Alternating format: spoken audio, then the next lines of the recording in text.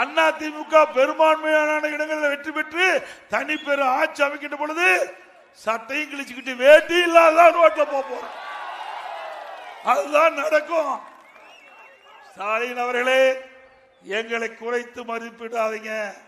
எதை எடப்பாடி பழனிசாமி கிராமத்திலிருந்து வந்தமே நாம அப்படியே தூக்கி எரிஞ்சலாம்னு நினைச்சிடாத.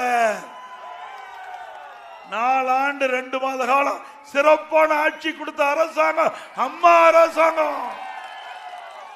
எந்த இடத்துக்கு தமிழ்நாட்டில் எந்த மூல முடுக்கு எந்த இடத்துல போய் நீங்க கேட்டாலும் மக்களை அண்ணா திமுக ஆட்சி சிறப்பான ஆட்சி, திமுக ஆட்சி மோசமான ஆட்சி.